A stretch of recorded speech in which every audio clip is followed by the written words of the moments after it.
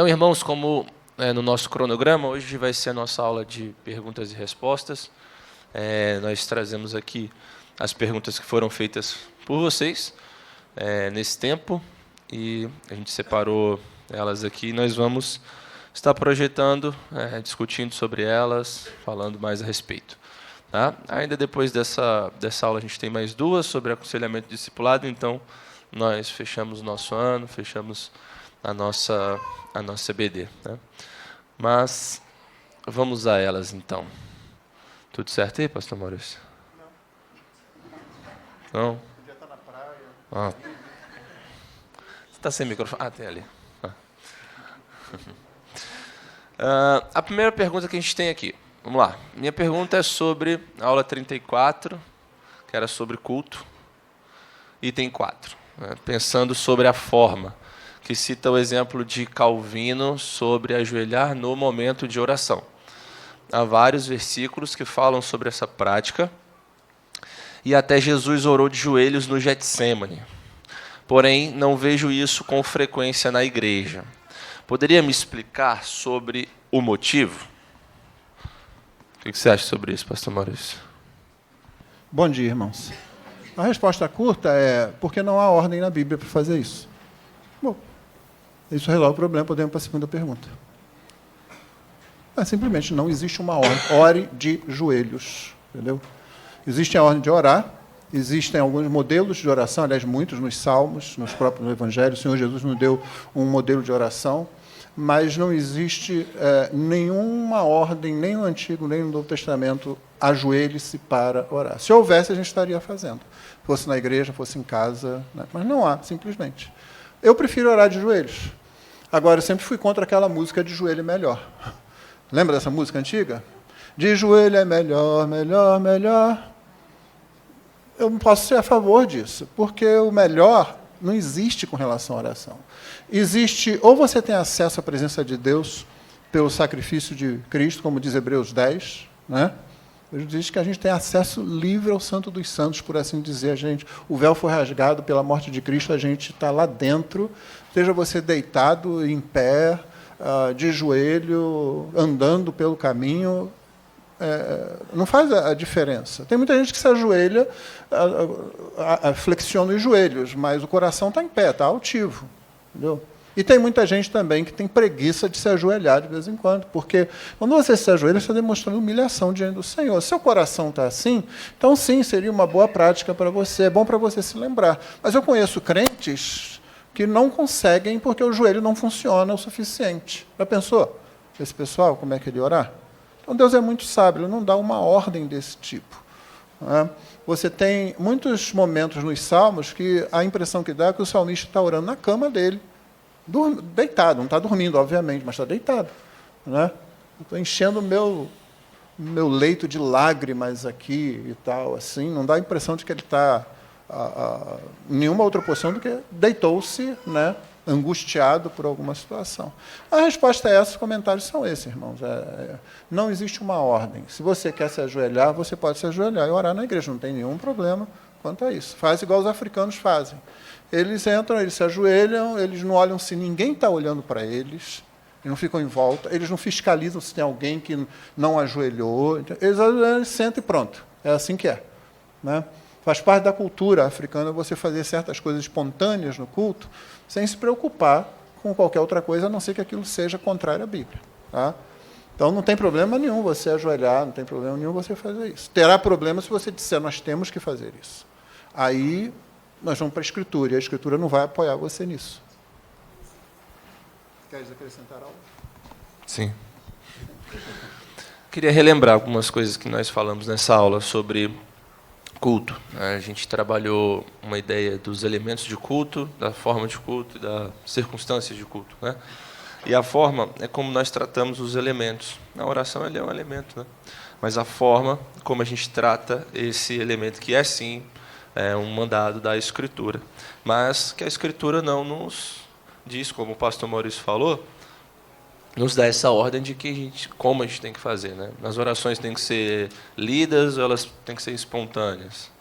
As orações elas têm que ser com uma pessoa aqui orando em pé e as outras sentadas, ou o contrário. enfim, são as formas, né? E a ideia que também nós trabalhamos nessa aula sobre pensando a forma foi que as formas, elas expressam conceitos, as formas, elas comunicam, né? E sempre que pensarmos em alguma forma para o culto da igreja, nós precisamos trazer à mente a ideia, essa forma comunica alguma coisa. E a pergunta é, o que ela está comunicando? Então, quando a gente tem, por exemplo, num culto, um palco aqui na frente, onde a equipe de música, né, a equipe de louvor, vem aqui, canta, com instrumentos muito altos, com aquele show, aquele espetáculo, e a igreja não está cantando, isso está comunicando algo para nós. E também quando a gente pensa esse assunto da oração também. É por isso que, nessa aula, eu lembro de ter citado o exemplo de Calvino, que foi uma das coisas que ele fez, quando ele estava lá em Genebra, na igreja que ele servia, e ele falou assim, olha, aqui nesse momento de oração inicial ou de oração final, nós podemos nos ajoelhar e orar. Qual era a ideia que ele estava querendo passar, né? O que aquela forma estava comunicando? Nós estamos rendidos ao Senhor, nós estamos prostrados aqui diante do Senhor. Não é uma forma que feria, né, a prudência cristã, não era uma forma que feria a luz das Escrituras. A gente não tem uma ordem ali, mas também não fere nenhum princípio. Então, pela prudência e pela luz da Escritura, eles foram e praticaram isso, né? E aquilo virou cultural para aquela igreja, como também pode ser a cultura de outras igrejas, como pode ser, não ser a cultura, né, de algumas. Por exemplo, quando a gente vai para Brasília, eu e a Mariana, a gente sempre vai na igreja da minha sogra, né? E lá é uma Assembleia de Deus, e eles têm o hábito, o costume de sempre, quando chegam na igreja, eles se ajoelham e oram. É até meio engraçado, vamos dizer assim, porque teve uma vez, já umas 2 vezes que eu fui pregar lá, e aí eu cheguei e sentei, né? E aí está todo mundo de joelho, menos o pastor que vai pregar. Crente batista carnal. Pois é. Mas também, eu não falei assim, vou aqui ficar de joelhos só porque todo mundo está de joelhos, né? Se esse não é um hábito que eu tenho, por que eu vou aqui mudar ou só para aparecer alguma coisa? Não, mas aqueles irmãos tinham esse hábito, assim, eu não acho que fere nada, assim, não acho que atrapalhe nada, pelo contrário. Mas também pensando nisso que o pastor Maurício colocou, né? Que a forma comunique uma coisa que está acontecendo no coração. Você está rendido ao Senhor e fazer isso não tem problema nenhum. Talvez se eu tivesse esse hábito, eu faria isso aqui ou em outro qualquer lugar, né? E se algum irmão também quiser, em algum momento, não tem problema algum. Aí a gente vai ter que ver aqui as questões de espaço, de hábitos da igreja, mas a discussão está mais nesse campo do que simplesmente a gente manda ou não manda, correto ou não correto. Acho que é por aí. Foi? Foi. Deixa eu ler a próxima para você, já que você leu essa. Tá. No assunto sobre teologia reformada, aprendemos que a aliança deixa de ser um tópico de doutrina para ser um ensino que amarra várias doutrinas. Poderia sintetizar o assunto aliança na tradição reformada? O que um cristão reformado não poderia deixar de saber? Antes de você responder, porque você começa de assistir às aulas em que a gente falou sobre isso. Está lá. Eu ia responder, mas eu ia falar isso antes também. Assiste às aulas, que é o resumo do que você tem que saber, né? Mas então, não é que a aliança ela deixa de ser um tópico de doutrina, né? Vamos qualificar melhor aqui. Ela continua sendo um tópico de doutrina, um tema, na verdade, uma grande área, né, da teologia, um dos temas mais importantes que nós temos e que perpassa toda a Escritura. E aí, pela importância, né, desse tema da aliança, dessa doutrina da aliança, nós vemos como ela puxa outras doutrinas também. Por que ela puxa outras doutrinas também? Porque a aliança é o pano de fundo pelo qual Deus ele vai se relacionar com o homem. Se esse é o pano de fundo, se esse é o contexto onde Deus vai se relacionar com o homem, nós podemos ver, consequentemente, muitas outras doutrinas, outros temas, outros assuntos também incluídos aí. Então, quando a gente vai sintetizar o assunto da aliança na tradição reformada, é comum a gente ouvir a seguinte expressão: a aliança é a estrutura arquitetônica da Bíblia. A aliança é o contexto, o pano de fundo da Escritura e do relacionamento de Deus com o seu povo e com a humanidade. Por quê? Porque esse é realmente esse grande contexto, esse grande tema. E essa já é uma primeira coisa essencial. Deus, ele se relaciona com o homem através de aliança. Esse é muito, muito essencial isso. A palavra aliança no Antigo Testamento são mais de 300 menções. É um conceito muito importante ali. No Novo Testamento também, na Nova Aliança, quando nós vemos essa progressão. Então, quando a gente sintetiza esse assunto, essas são as primeiras coisas que a gente tem que saber. Deus se relaciona com o homem através de aliança. Esse é o pano de fundo, é o contexto. É por isso que chama e que amarra outras doutrinas. E aí, quando a teologia reformada ela vai desenvolver um pouco mais esse tema, ela tenta também sintetizar e definir um pouco mais. Então, ela vai um pouquinho mais a fundo. Como?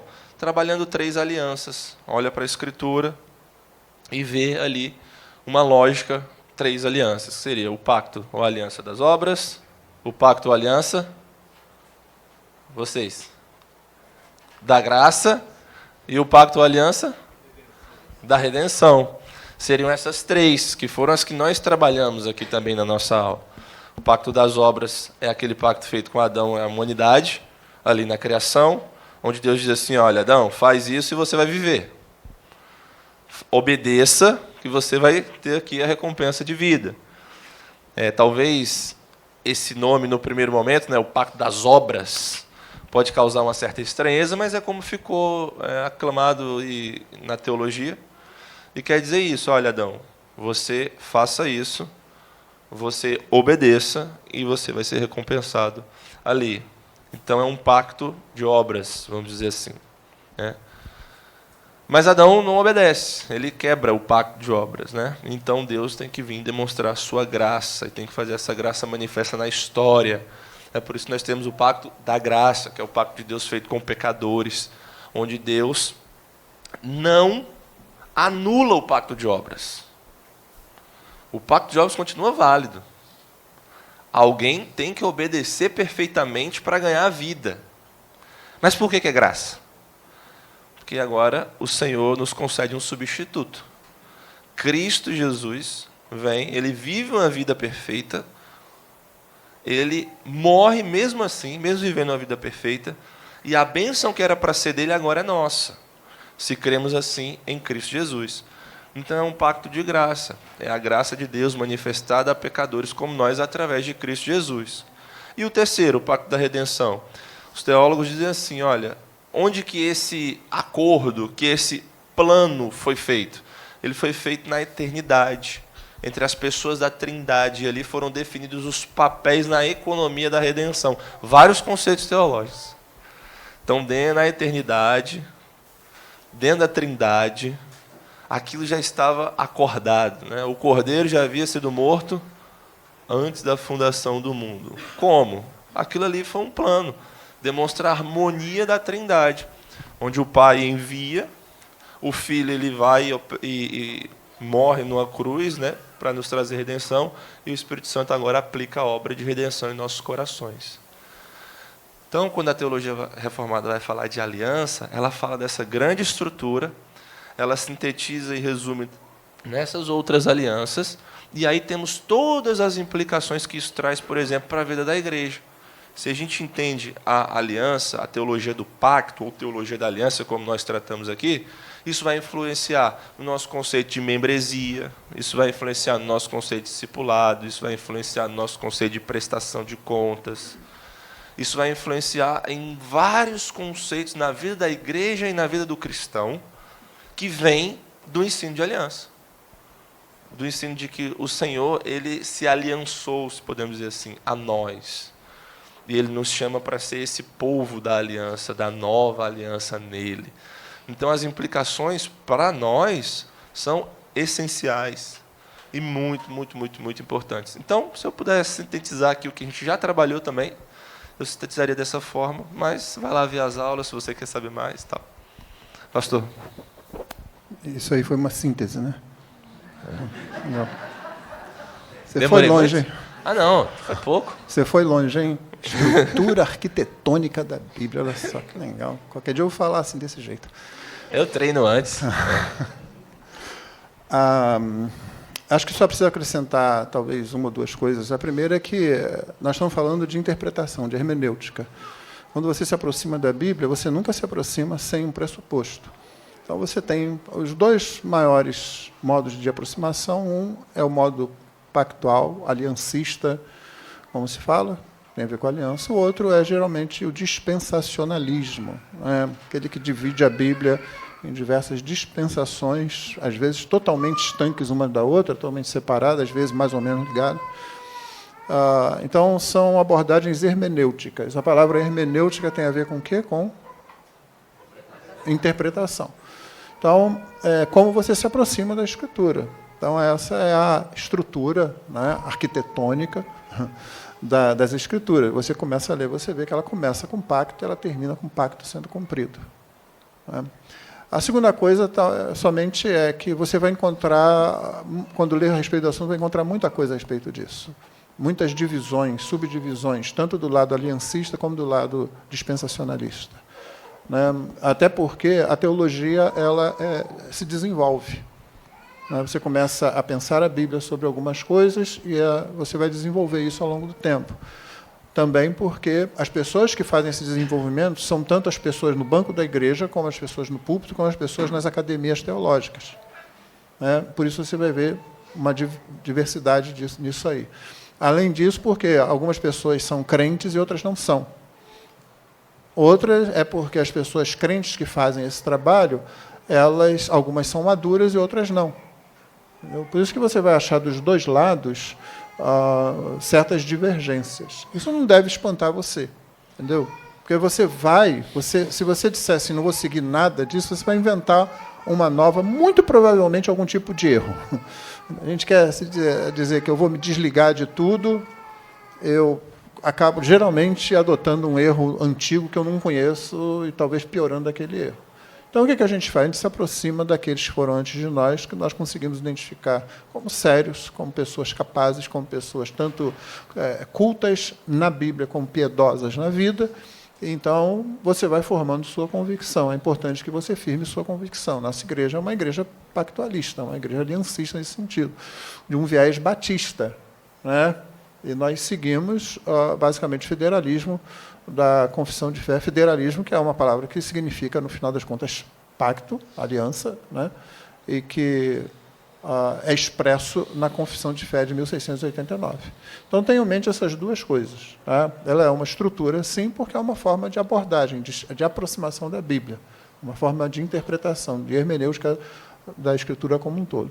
E a diversidade de conceitos que você vai encontrar é porque muita gente fazendo ao longo do tempo, o que é bom, mas tem muitos perigos também, como sempre vai ter. A gente não vai escapar disso, não adianta querer se isolar, que a gente não vai. Não é a melhor coisa. A melhor coisa é a gente olhar para as situações, olhar para as Escrituras e se firmar nas Escrituras, pedindo graça, misericórdia e humildade a Deus, mas firmando convicções. Ok? Ótimo. Vamos passar aqui.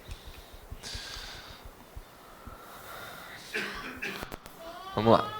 Minha pergunta é sobre monergismo e sinergismo. Seria correto dizer, na visão calvinista, que a fase da regeneração é monergista, porém a conversão, após a regeneração do coração, que vem do arrependimento e do crer, seria um sinergismo? O teólogo calvinista Berkhoff fala sobre estes pontos, mas vejo muitos calvinistas afirmando que todas as fases são monergistas. Poderia explicar melhor? Poderia explicar melhor? Poderia. E faloei.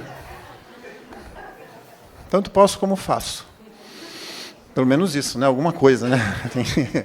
Primeiro, monergismo e sinergismo. A palavra ergo, de ergometria, já fez teste ergométrico? Ela significa trabalho, ação, obra, esse tipo de coisa.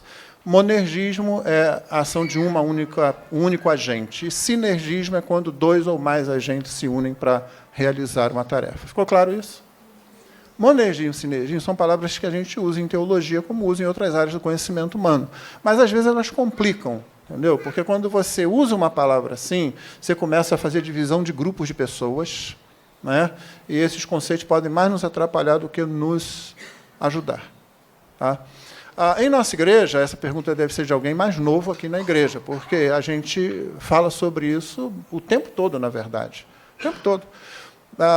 Não existe nem pregação sobre a vida cristã se você não tiver que fazer alguma coisa. Você tem que fazer alguma coisa.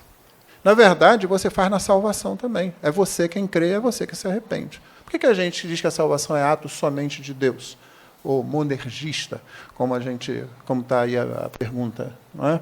Porque você é incapaz de se arrepender e é incapaz de crer se Deus não operar antes. Você está morto completamente. Você não está doente, você está completamente morto. Então, por isso que a gente diz, a salvação é monergista. Se Deus não salvar você, você fica perdido para sempre, e não crê em nada, não se arrepende de nada. Mas uma vez que Deus regenera o seu coração, quem crê e quem se arrepende é você.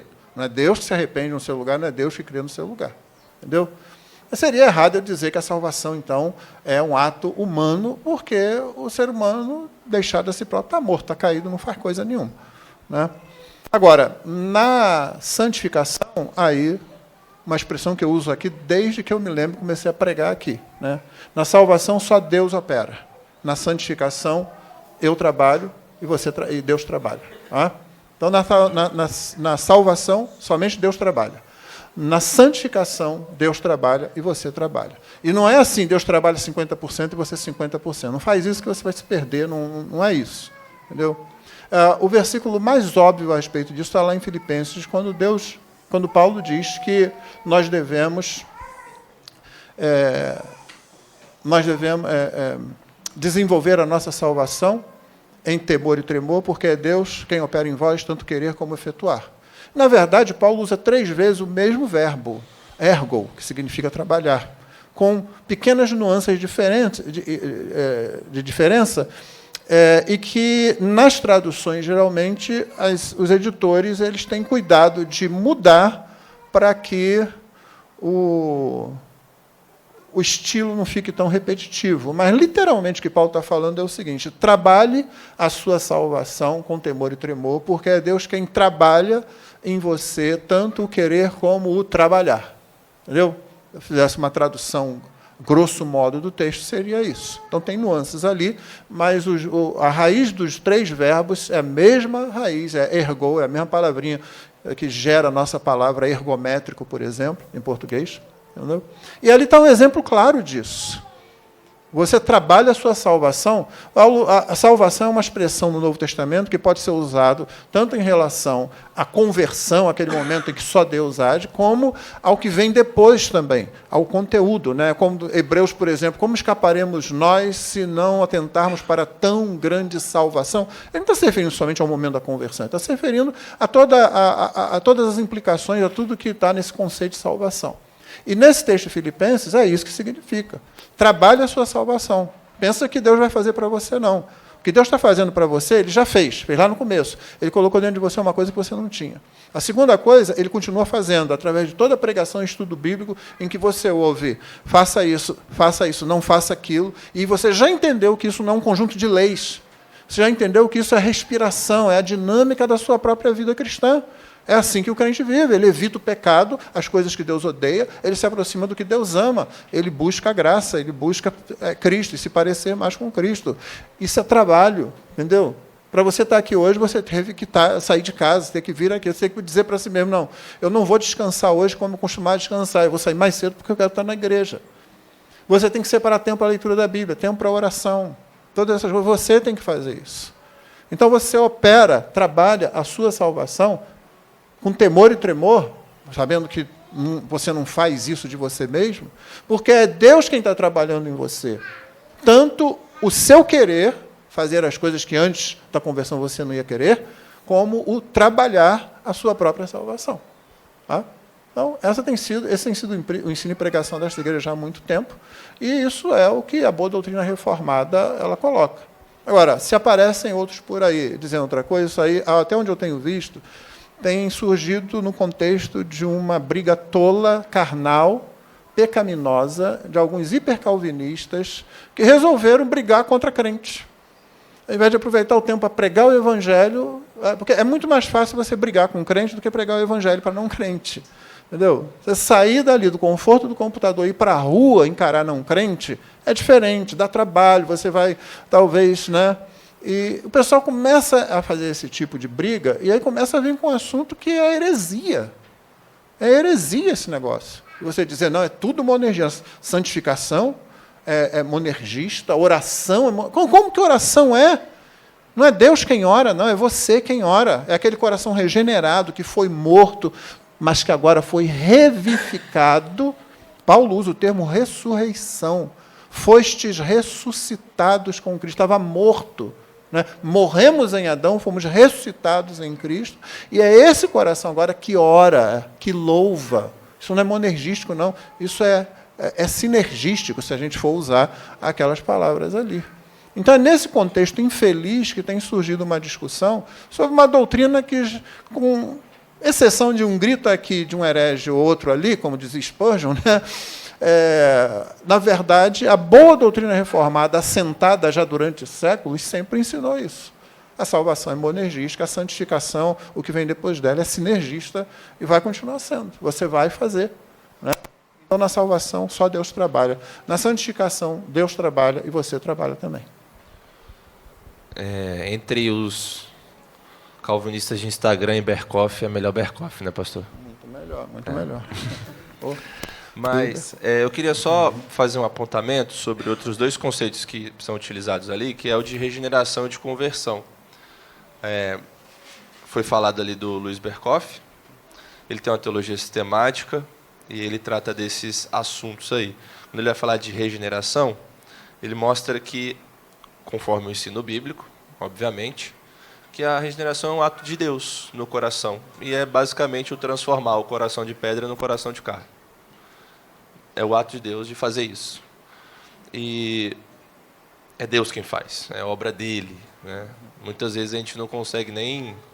E quando foi a minha regeneração? Quando foi que Deus transformou, o ato que Deus transformou meu coração de pedra no coração de carne? Eu estava dormindo, e aí ele fez... É obra de Deus, é um ato de Deus. É Ele quem faz isso, e isso é milagroso, isso é sobrenatural. Quando ele vai falar de conversão, ele fala que a conversão ela acontece na vida consciente do pecador. Ele toma consciência, né, daquela ação de Deus e ele reage. Reage em quê? Em arrependimento e fé, que foi o que o pastor Maurício falou. E o arrependimento e fé tem que ser do pecador. Então, ele faz isso. Então, quando ele resume esse tema, ele diz assim, que Deus é o autor da conversão, é Deus quem faz as coisas acontecerem, mas também há a cooperação do homem. Todavia, não é porque há a cooperação do homem que é como se o homem produzisse as coisas. Não, o homem só pode fazer alguma coisa porque Deus fez algo nele. Ele estava morto. Então, Deus deu vida a ele, e ele agora caminha na direção do Senhor, com um coração transformado, com desejos transformados, querendo o Senhor. Então, é por isso que ele vai, né? Por isso que ele vai adiante. Sobre discussões que nós temos ouvido atualmente, a gente precisa ter muito cuidado, né?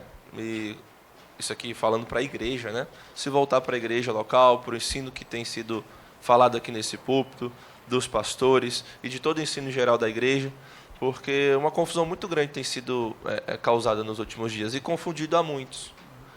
Então, a gente renova o encorajamento e o aviso de que tenham cuidado com o YouTube, com o Instagram, né, com ser discipulado por essas pessoas. Claro que tem muitas coisas boas, né, nos nossos meios de comunicação. Tem muitos recursos que a gente pode utilizar. Eu mesmo utilizo recursos desses, pastor Maurício também.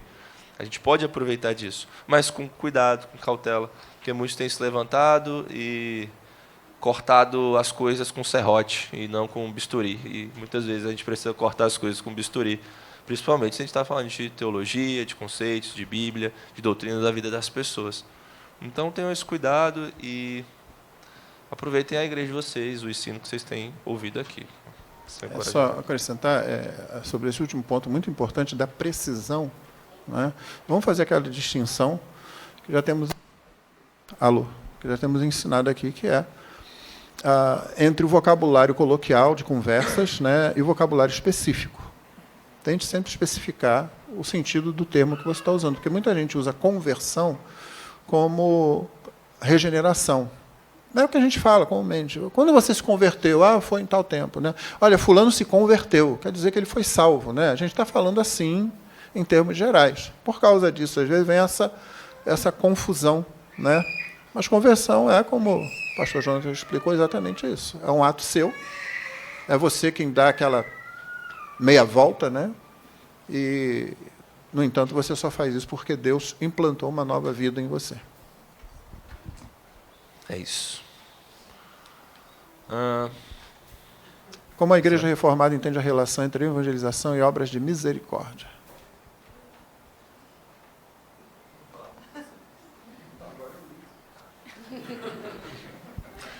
Como a Igreja Reformada entende a relação entre evangelização e obras de misericórdia? Não, tem muitas coisas sobre esse assunto, né? Vou falar de algumas aqui, o pastor Maurício depois fala de outras. Mas a gente entende que a evangelização, ela tem aquele princípio fundamental, né, sobre a primazia da palavra e realmente a pregação do evangelho. Claro que nós não nos opomos a obras de misericórdia, a igreja ir e fazer algo, né? Só que muitas vezes quando a gente vê esse tema sendo relacionado, normalmente ele está numa ordem invertida. As pessoas pensam que a igreja fazer alguma coisa, né, que a missão da igreja é ir para a sociedade, é fazer obra de caridade, é dar cesta básica, é colocar dentista, enfermeira aqui, tal, médico, atender o povo, que aí nós vamos estar impactando a nossa comunidade, a nossa sociedade. Há um problema nisso? Se for feito dessa forma desordenada. Mas em si mesmo não há um problema nisso, se a igreja entende e faz isso de forma correta. Mas a missão da igreja, a tarefa principal da igreja é pregar o evangelho. É pregar o evangelho. É levar as boas novas de Cristo Jesus às pessoas. É isso que a igreja faz. Se a igreja conecta isso com qualquer ação, obra de misericórdia, mas colocando bem claramente aquilo que é a palavra de Deus, não tem problema nenhum. O problema é que normalmente a gente inverte. A gente acha que a igreja só está fazendo alguma coisa quando a gente começa a distribuir cesta básica no bairro. Então aí a igreja está cumprindo seu papel. Não é isso. Não é isso. Então, nessa relação de evangelização e obras de misericórdia, obras de caridade, ação da igreja, qualquer coisa que a gente colocar aí, a gente primeiro precisa entender essa missão da igreja, esse papel principal da igreja, da grande comissão de ir pregar o evangelho a toda criatura, batizar em nome do Pai, do Filho e do Espírito Santo e ensinar a guardar tudo que o Senhor nos ordenou. Esse é o nosso trabalho, é isso que a igreja tem que fazer. E se a igreja faz qualquer ação que seja como entendendo essa relação de primazia e falando assim, olha, a gente está fazendo isso aqui, mas na verdade a gente quer pregar o evangelho para vocês. Porque a gente sabe que só encher a sua barriga não adianta na perspectiva eterna. Sim, é claro que é importante a gente ajudar nesse sentido, mas a igreja não pode se contentar só com isso. Vou dar um exemplo, né, prático, que nós viemos esse ano, foi na Casa Batista da Amizade, por exemplo. Nós fomos lá, nós fomos realizar ali uma ação, né? Podemos colocar na obra de misericórdia. Ali, famílias foram atendidas, cestas básicas foram doadas, né? Crianças foram recebidas, foram atendidas. A gente teve um momento ali com eles, a gente lanchou e tal, teve toda uma programação. Na verdade, nos últimos 20 e poucos anos, eu não sei exatamente. Sim. O Nevado fica censurando, cara. O problema é que nem ele, é o próprio som que está te cortando mesmo. Não, é o Nevado, pode ter certeza. Mas há mais de 20 anos que a gente vai lá, né? Esse ano nós tivemos uma boa experiência, né? Estou só rememorando isso. Grande parte da igreja estava lá também, muitas pessoas. Ali famílias foram atendidas, crianças e tudo mais. Mas também nós deixamos muito claro o nosso objetivo com aquilo ali, não foi? Nós viemos aqui para anunciar a palavra de Deus. Isso foi claro na palavra do pastor Maurício, com todo mundo ali. Isso foi claro nas divisões, onde a gente foi dar a palavra às pessoas. Eu estava falando mesmo com os adolescentes, né? 10, 11 anos, e eu falei assim, olha, nós viemos aqui anunciar para vocês a palavra de Deus, o Evangelho. Vocês conhecem o Evangelho? Então, essas duas coisas não estavam desconectadas ali, mas, né, com essa noção muito clara do que é a missão, a tarefa da igreja principal e aquilo que realmente as pessoas têm mais necessidade do que simplesmente ter suas necessidades físicas atendidas. Vou abordar só a questão da igreja local. Eu acho... tem alguém aqui do tempo que a gente subia aqui o Morro do Bananal? Quem? Só Ademilson Valério? Eu e Rosane? Nós subíamos, fomos lá várias vezes, Morro do Bananal, o que tem aqui para trás, uma comunidade ali, pequena, bem restrita, e muitas vezes nós fomos lá pregar o Evangelho, levar coisas, levamos roupas, principalmente, né, e outras coisas para ajudar ali, para as crianças e tal, assim. Tinha um camarada lá no caminho que ele criava um leão, lembra? O cara criava um leão aqui na Tijuca, a gente passava e ouvia o rugido do leão. Era bem interessante isso. Acho que o leão já morreu, coitado. Ou então o Ibama, ou o leão comeu o cara, não sei. Mas é interessante que a gente, logo na subida, assim, uma casa daquelas casas grandes tem ali, tinha alguém lá que criava um leão de verdade.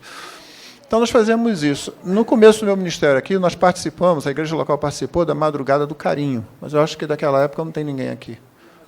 Né? Não. Só conta aqui. Não quero saber de heresia de outra igreja, não. Mas nós fizemos aqui nessa igreja. Até que nós avaliamos aquele trabalho, ele não tinha, assim... Ele tinha alguns problemas, algumas situações, né? Mas nós fazíamos isso, preparávamos a sopa, saímos para distribuir a sopa aí de madrugada, pessoal e tal, assim.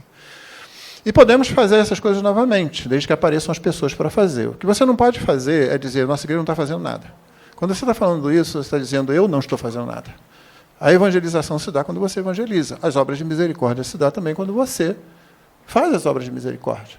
Aí você pode pensar, talvez nós pudéssemos nos organizar e fazer alguma coisa. Outra obra de misericórdia, visita em hospital, por exemplo. Não é? Tem pessoas que querem fazer isso. Aí chega o presbitério da igreja, nós temos um grupo, queríamos orientação, queríamos saber como fazer isso. Então, você pode fazer desde que você se apresente. Você sabe, aqui quem tem a visão tem a capacitação e já recebe a missão, não é? Você tem a visão, é você está se... Porque esse negócio de vir administrar para os outros, não funciona aqui, entendeu? Então, nunca fale, nossa igreja não está fazendo, né? Obras de misericórdia se dão relacionadas à evangelização na igreja local, quando você vai à pessoa e você nota que ela tem uma dificuldade qualquer. Vai ser impossível para você realmente compartilhar o evangelho e não se sensibilizar, né? Nós não precisamos ir para uma teologia dessas teologias que invocam aí a ação social como sendo parte integrante do Evangelho. Uma teologia da libertação, por exemplo, como foi comum lá nos anos 60, depois 70, de a igreja não está evangelizando porque a igreja não está socorrendo os pobres. E muitas igrejas viraram ONGs. Pararam de pregar o Evangelho para fazer esse tipo de coisa. E aquela palavra é aquela que você deve, que o Jonas falou aqui agora, né? Quando nós fazemos isso, nós queremos pregar o Evangelho. É isso. Nós nos importamos quando o outro está com fome, quando tem uma criança doente, quando alguém está hospitalizado, mas nós queremos pregar o Evangelho. É isso que a gente quer fazer. Tá? Você pode fazer sozinho, visitar o hospital, você pode juntar algumas pessoas. Assim, se for na membresia da igreja, como tudo mais que acontece aqui, você deve primeiro chegar ao presbitério da igreja e falar o que você está pensando em fazer, até para receber alguma orientação. Mas, obviamente, a igreja reformada, né? Na verdade, a igreja reformada, historicamente, é quem começa com essas obras de misericórdia de forma bem consistente. É a que planta hospitais, missionários reformados que, no início, começam a fazer obras como, por exemplo, tirar da escravidão meninas no Oriente que seriam, de outra forma, tornadas prostitutas rituais em algum templo, e coisas desse tipo assim, né? Então, o espaço está aí e o trabalho pode ser feito. Apresentem-se as pessoas, né? Mas lembre-se, faça o que fizer, o que você quer fazer, quer mandar essas pessoas para o céu. Você não quer mandar elas de barriga cheia para o inferno. Entendeu? Só relembrando de uma situação, quando eu era adolescente, a igreja que eu era membro, né, a gente tinha um dia que íamos distribuir cesta básica, né, para as pessoas ali no entorno da comunidade. Aí eu lembro que não era incomum de nós vermos o seguinte: entregamos as cestas básicas às famílias, né, e aí as pessoas vinham e falavam: isso é a igreja. Esse é o trabalho da igreja. Então eu não sabia muito bem naquela época, né, discernir todas essas coisas, mas eu diria que não. Que isso é o trabalho da igreja. Qualquer pessoa faz isso, gente. Qualquer não crente faz isso. O Neymar pega parte do salário dele e cria um espaço para atender famílias. O jogador de futebol, o bilionário, o ator, a atriz. Por que eu preciso ter o coração transformado para fazer isso? Posso fazer, ué. E a pessoa vai matar a fome da pessoa da mesma forma que se você der, né? Ah, não, mas porque o meu é mais abençoado. Não tem isso. Então a gente precisa ter esse cuidado de conectar essas obras de misericórdia, vamos dizer assim, na palavra de Deus, porque é isso que nos diferencia, é a palavra, é o Evangelho, né? Não necessariamente a ação das nossas mãos nesse sentido. Ok, vamos lá. Mais uma aqui. O domingo é para nós um sábado cristão, conforme capítulo 22, item 7 da Confissão de Fé Batista de 1689? Se sim, em que sentido guardamos o domingo? Em nossa realidade, pessoas envolvidas diretamente no serviço do culto e cuidado do rebanho acabam tendo, por vezes, um dia muito mais exaustivo do que os demais dias da semana. E aí? E aí? Agora já era. Vamos fechar a igreja. Há muita discussão a respeito do conceito de sábado cristão, porque é fácil você se tornar legalista com relação a isso. Eu já encontrei crentes legalistas com relação a isso. Um colega, num grupo que tinha aqui na igreja, um grupo do qual os jovens participavam na época, um dos irmãos, que hoje é até pastor, em outro local, ele, num domingo assim, comentou alguma coisa que ele viu à noite quando chegou da igreja, né? E ele chegou da igreja, ligou a TV e viu lá, sei lá, foram uns gols da rodada, eu não me lembro o que era. Assim, né? Mas uma irmãzinha, muito assim, ela botou lá, botou ainda em inglês assim, no TV on the Lord's Day. Ou seja, nada de TV no dia do Senhor. Peraí, já tinha chegado da igreja, etc. e tal, né? Para você ver aí. E tem um monte de erro aí, porque se você for guardar sábado mesmo no conceito judaico, então deu 6 horas da tarde, já é o primeiro dia da semana. Tá? Já está livre para fazer qualquer coisa. Não é nem essa questão, estou dizendo que se for, para você ver a incoerência da coisa. Então, começava a gente a ter esse tipo de legalismo, sabe? Assim, você não pode... Eu fui pregar na igreja de um amigo lá nos Estados Unidos. Ele era pastor em Greenville. E naquele dia tinha a final do campeonato de golfe, né? E nós fomos para a igreja, né? Eu preguei à noite, ele pregou de manhã, então de manhã nós fomos para a igreja. Voltamos, e ele é um cara que você poderia dizer, ele guarda o sábado cristão. Como é que ele faz isso? Ele pregou na igreja. Chegou em casa, ele convidou o outro pastor da igreja com a família para almoçar, junto comigo, que eu estava lá. Né? O outro pastor tinha uns 3 filhos, então tinha 2 casais, 3 crianças e mais eu. Juntamos ali na mesa, conversando, e ele logo começa a dirigir uma conversa sobre o que aconteceu no culto, inclusive envolvendo as crianças. O que você notou hoje na mensagem? O que mais te falou hoje no culto ou na mensagem e tal? E todos nós pudemos conversar ali enquanto comíamos, e após a comida, e entre a comida e a sobremesa, etc. e tal. Depois disso, o outro pastor foi embora com a família, eu fui para o meu quarto, que eu tinha que revisar a mensagem que eu ia pregar, ainda mais em inglês, e ele foi descansar com a esposa. Né? Aí nos levantamos, quer dizer, eu não levantei, eu estava acordado, no horário, fomos para a igreja. Preguei na igreja e tal, viemos embora para casa novamente.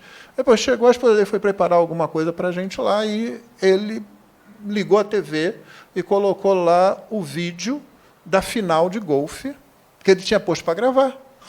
Ele não ia ligar a TV, não ia para aquilo, ele tinha outra coisa para fazer. Mas a gente queria ver a final do golfe. Aliás, eu não sabia que uma final de golfe podia ser tão emocionante, cara. Foi fantástico. Não, eu fui igual brasileiro, a maioria dos brasileiros. Falar, gente, tá bom, assisti aqui, estou com ele, né? Vamos lá. Ele começa a explicar o negócio e eu não sabia que podia ser tão... E foi emocionante. É um negócio lá que a gente não imagina que acontece. Mas, enfim. Como eu disse, tem discussão sobre isso, tem o pessoal que é muito, né, assim, duro com relação a isso, não pode fazer nada. Tem gente que... o Joe Bick, quando ele veio aqui, a gente não leva ele para um restaurante. Ele não vai a um restaurante. Entendeu? Mas ele comeu com a gente aqui, jantou com a gente aqui, depois da pregação, né, jantou com a gente aqui, tal, conversando. E tal. Então, alguém teve que fazer aquela comida. Entendeu? Alguém teve que, e não comemos comida fria. Entendeu? Alguém teve que esquentar aquela comida. Então, tem pessoas que levam esse meio termo, essa situação assim, né, que eu acho saudável. O dia do Senhor, o domingo, o dia da ressurreição, não é um dia para você jogar nele tudo que você não conseguiu fazer pela sua desorganização ou excesso de trabalho durante a semana. Não conseguiu estudar, não conseguiu trabalhar direito, fazer o que você tinha que fazer, e aí você joga para o domingo. Né? A igreja tem 2 cultos, eu vou a um, não vou ao outro, porque eu vou fazer isso no domingo. Aí você olha a sua semana, ela está desorganizada, ela está bagunçada, você perdeu tempo com outras coisas. Isso está errado. Isso está errado. Entendeu? Mas aqui, desde que eu estou nessa igreja, para todos aqueles irmãos, principalmente os casais que têm atuado na igreja, eu digo para eles, alguns irmãos aqui talvez se lembrem disso, olha, pegue sua esposa, sai uma sexta-feira com ela, fica até domingo à noite, aqui na serra, nas montanhas, aproveita que a igreja agora tem uma pousada na serra, então... Você vai para lá, né? Eu falo, tira assim, eu estou vendo aquela pessoa trabalhando, sabe? Eu não quero que aquela pessoa passe pelo que eu e minha esposa passamos. Nós tínhamos atividades de domingo a domingo na igreja, nós estávamos lá o tempo todo, eu era seminarista e era exigido de mim isso. Eu tinha que estar presente e tal. E eu estudava música na época ainda, estudava no seminário, já tinha uma filha, depois veio a segunda, enfim. E esse negócio assim, a única coisa que eu sempre fiz foi, quando dava meu período de férias, porque eu trabalhava, né? Dava um período de férias, eu pegava as crianças, e saía do Rio de Janeiro. Nunca fiquei no Rio de Janeiro. E não tinha dinheiro. O que eu tinha era bons relacionamentos. Né? Então, mas era um sacrifício, aquele negócio, sabe, o tempo todo. Por isso eu falo isso para alguns casais. Não é para você, se você é aquele que vem à igreja, mas hoje eu não vou, não sei que não. Você já está se dando o seu desconto aí, sem dar a mesma dedicação de serviço ao Senhor. Entendeu? De vez em quando eu falo isso, faz isso, para o casamento de vocês isso vai ser bom, aproveita esse tempo. Mas não é o camarada chega lá e de manhã ele vai assistir a corrida, de tarde ele vai assistir o jogo e a esposa fica num canto lá largada. Não é isso que a gente está falando, não. Tá? Então, enfim, lembra aquele negócio, né? Tempo de qualidade precisa de tempo. Não é 15 minutos que eu estou dando atenção a alguém, eu tenho que ter mais tempo. Né? Respondendo à pergunta que está ali embutida também, gente, o Senhor Jesus falou para os fariseus que vieram falar com ele, o dia que os discípulos, no dia de sábado, estavam pegando lá espigas, né? Ele falou, vocês nunca ouviram falar dos sacerdotes que no sábado trabalham e ficam sem culpa? E o texto remete para Números 12, está em Mateus 22, remete para Números 12, quando o texto fala... o trabalho do sábado. E no trabalho do sábado tinha até o holocausto. O holocausto é aquele que pega geralmente um animal maior, às vezes um bezerro, pode pegar menores também, carneiro e tal, cordeiro também, e você queima todo ele. Então você tem que destrinchá-lo todo, tirar toda aquela parte que não é queimada, queimar todo o resto ali, consumir até o final, e etc. E nada fica com ninguém, porque o holocausto é todo para o Senhor, etc. E os sacerdotes estão trabalhando. É a função deles, é o trabalho deles. Eles administram o dia do Senhor, naquele momento, o sábado, o dia do descanso. O trabalho dos pastores, quem dera fosse só no domingo, né? É tão bom, né? A gente viesse só para a igreja, fizesse aqui, pronto, olha, só me procura agora domingo que vem aqui de manhã, tá bom? Então, o que a gente faz? Geralmente o pastor descansa um dia, geralmente a gente tira segunda-feira, né? Ou pelo menos eu acreditei nessa ilusão quando comecei a pastorear. Segundo é o descanso pastoral, aí toca o telefone. Né? Descanso pastoral. Pois é, ninguém morre na segunda, ninguém fica doente na segunda, ninguém inventa um pecado besta na segunda, né? Assim, aí você está lá, dá vontade de falar, hoje é descanso pastoral, liga amanhã. Você consegue sobreviver até amanhã nessa UTI? Aí mandou uma passadinha aí.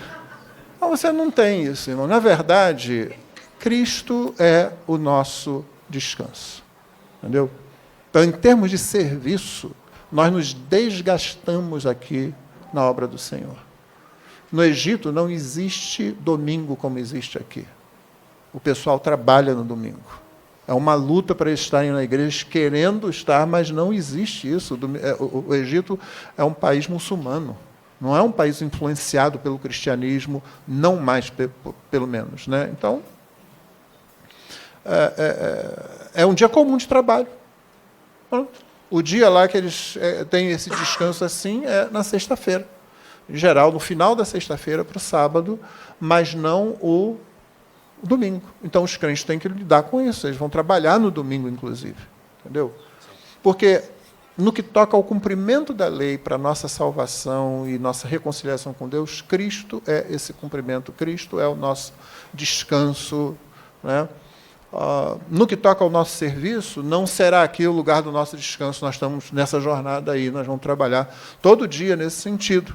Tanto quanto possível, porém, nós vamos observar o bom princípio da lei de um dia em 7. E já que o Senhor, por enquanto, tem nos dado, porque isso pode mudar, né, o domingo como sendo, desde Constantino, graças a Deus por ele, nos dado o domingo como folga para a maioria de nós, então nós aproveitamos isso. Infelizmente, à medida que a influência judaico-cristã vai saindo do mundo ocidental, né, o campeonato, eu volto a dizer isso aqui, o campeonato inglês não tinha jogos de domingo, dia de domingo, até a década de 70. Não tinha. A segunda metade da década de 70 que começaram a ver jogos assim, nesse dia, porque havia uma influência muito grande do conceito judaico-cristão. Então, sejamos gratos pelo domingo, pelo dia que o Senhor nos deu. Né? Vamos lembrar, o sábado foi feito por causa do homem, não o homem por causa do sábado. Foi isso que o Senhor Jesus lembrou aqueles fariseus. Né? Então, sim, nós, às vezes, temos um dia mais exaustivo. Tem dias que eu chego, ao longo do ministério, eu cheguei muitas vezes, domingo em casa, esgotado. Já fiz tanto trabalho no domingo, no final de semana, pegou uma semana pesada, um sábado dando aula o dia inteiro, e cheguei no domingo ainda fui participar de um sepultamento, acabei falando no sepultamento. Eu cheguei aqui, eu estava tão exausto que eu subi, caí lá em cima, chamei minha filha e digo, olha, fala aí para o vice-presidente da época, né? E dá um jeito, eu não vou conseguir. Não vou conseguir. Desmaiei, assim, sabe? Passando mal lá, caí no sofá que tinha lá e fiquei lá. Entendeu? Minha filha foi cuidar de mim, minha filha mais velha que estava aí, porque foi uma semana atípica. Mas mesmo quando não é assim, né, eu não tomei cuidado, obviamente, naquele final de semana. Né? Mesmo quando não é assim, a gente às vezes chega no fim do domingo muito cansado. Eu já cheguei no fim do domingo muito cansado quando ia embora para um carro aqui de uma filha não crente, de uma irmã crente, dizendo, minha mãe morreu, pastor. Acabou de morrer agora. Não fui mais para casa, fui atender lá a situação. No dia seguinte, fui fazer sepultamento, etc. E tal. E isso depois de trabalhar. Jonatas tem se cansado muito. Os irmãos não têm visto o Jonatas pregar aqui, não é porque eu não gosto de ouvi-lo pregar, não, irmão. É porque ele está numa fase de muito trabalho, com muito estudo, então eu tenho dado desconto para ele aí. Né?